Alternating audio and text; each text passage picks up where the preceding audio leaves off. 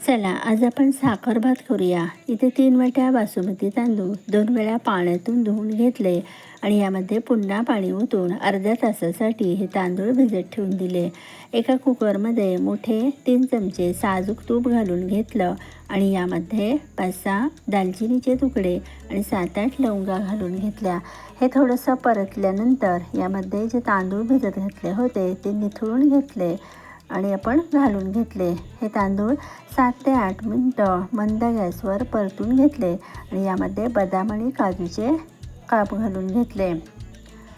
आता हे तांदूळ थोडेसे परतल्यानंतर यामध्ये अर्धा चमचा मीठ आणि 1 लिंबूचा रस पिळून घेतला। लिंबूच्या रसामुळे या भाताला मस्त चव येते। आता हे तांदूळ पुन्हा 2 मिनिटं परतून घेतले आणि 3 वाटी तांदळासाठी 6 वाट्या उकळतं पाणी घालून 2 शिट्या काढून घेतल्या। शिटी झाल्यानंतर 7 ते 8 मिनिटांनी यामध्ये पाव चमचा खायचा केशरी रंग आणि 2.5 वाट्या साखर घालून घेतली। कुकरला शिटी काढून घेतल्यानंतर पुन्हा गॅस चालू करायचा नाही आहे। आता हा रंग आपण या भातामध्ये मिसळून घेतला आणि यामध्ये अर्धा चमचा वेलची पावडर आणि 2-3 चमचे साजूक तूप घालून हा भात ढवळून याच्यावर एक झाकण ठेवून दिलं।